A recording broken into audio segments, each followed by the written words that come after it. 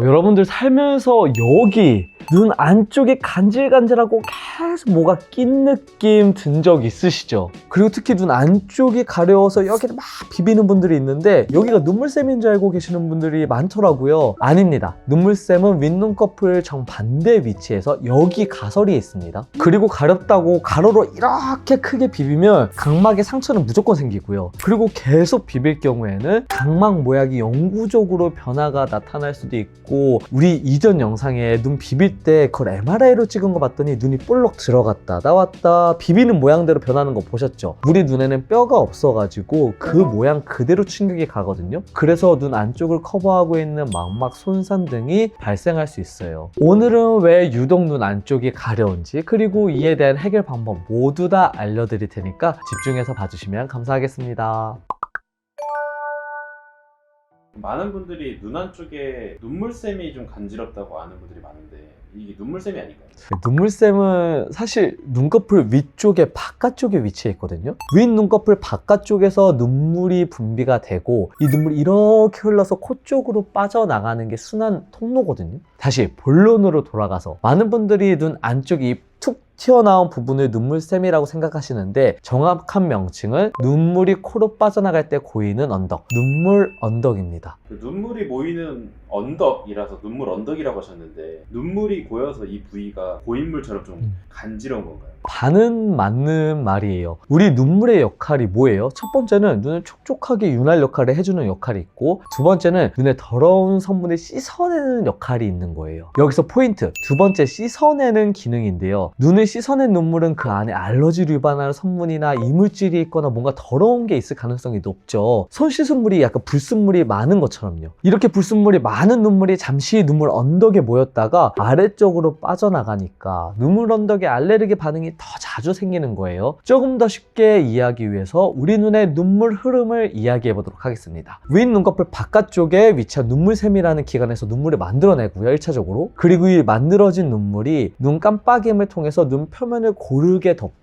이 과정에서 눈물은 눈에 산소 공급을 해주면서 눈의 이물 제거를 하게 됩니다. 이렇게 사용된 눈물은 중력과 깜빡임을 통해서 눈물 언덕이 있는 눈 안쪽으로 모이게 되고요. 마지막으로 눈물 언덕 바로 옆에 눈물점이 있거든요. 거기를 통해서 눈물이 빠져나가면서 코로 빠져나가서 목 뒤로 빠져나가게 되는 겁니다. 위의 흐름을 보면 사용된 인공 눈물이 눈물 언덕에 고여서 이상 반응을 더 많이 일으키는 게 어떻게 보면 당연한 이치겠죠? 우리 눈 안쪽이 가려운 두 번째 이유는 눈물 언덕은 단순히 안구 조직이 아니라 결막, 피부, 땀샘, 피지샘, 털샘 등으로 혼합된 조직이기 때문에 면역세포가 풍부하게 분포하고 있어서예요. 다른 부위보다 더 다양하고 더 복합적으로 자극에 민감하게 반응할 수 있기 때문이죠. 저는 흔히 환자분들한테 이 눈물 언덕은 안구 조직보다 피부 조직에 더 가까워서 안약 효과도 떨어진다라고 말씀을 드리고 있어요. 그래서 눈 안쪽이 너무 가렵다는 분들은 먹는 약이랑 연고까지 같이 처방을 하고 있거든요. 추가적으로 우리 눈 안쪽이 간지러워서 막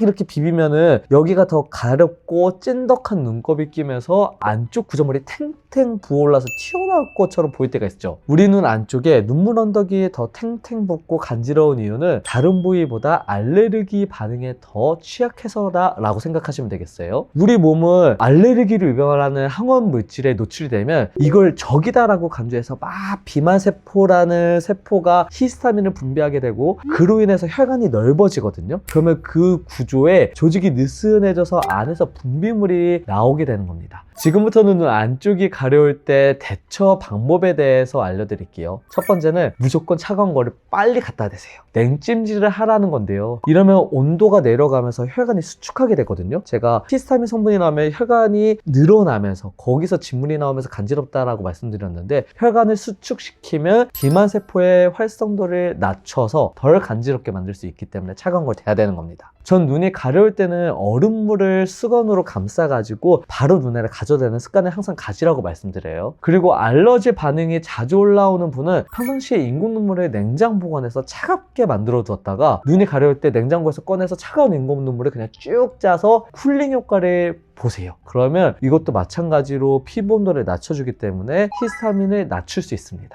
세 번째는 사실 추천하는 방법은 아닌데 정 긁지 않으면 못 버티겠으면 차라리 꾹꾹 누르세요. 그래도 안 되겠으면 가로로 비비지 말고 세로로 긁어주시면 됩니다. 이거 추천하는 방법은 아니에요. 전 못 참겠으면 그렇게 하라고 말씀드리는 거고, 이렇게 가로로 비비면 안구에 영향을 그대로 줄 수 있잖아요. 세로로 긁으면 이렇게 안구에 영향을 주는 게 아니라 피부에만 영향을 줘서 안구에 주는 안 좋은 영향을 피할 수가 있습니다. 이랬는데도 계속 가렵고 급하신 분들은 약국에서 알러지 안약을 사서 저만하세요. 다만 일반 의약품 경우 성분 제한이 있어서 가능하면은 안과의 내원에서 전문 의약품으로 안약을 처방받아서 사용하는 게 좋습니다. 안과의 내원에서 처방받는 안약은 대부분 항히스타민 안약인데요. 올로파타딘 처음 받게 되는데 이게 농도가 굉장히 다양하게 나오거든요. 0.1%부터 0.7%까지 나오게 되는데, 저는 보통 소아에서는 0.2% 올로파타딘을 처방하게 되고 성인의 경우는 0.7%로 조금 진한 올로파타딘을 모두 일회용으로 처방하고 있습니다. 제가 일회용으로 처방하는 이유가 항히스타민 안약은 보통 계속 쓰진 않거든요. 보통 일주일 내에 좋아지는 케이스가 많은데 병으로 사용할 경우에는 일주일 저만하고 그걸 버려버려야 되잖아요. 한 달이 지나면 유통기한이 끝나니까. 이렇게 버리는 게 아까워서 항히스타민 안약은 낱개로 뜯어 쓰는 일회용으로 처방받으면 사용할 만큼만 사용하고 나머지는 그냥 보관하고 있다가 유통기간 안에 또 사용하면 되니까 저는 주로 일회용을 처방하고 있습니다.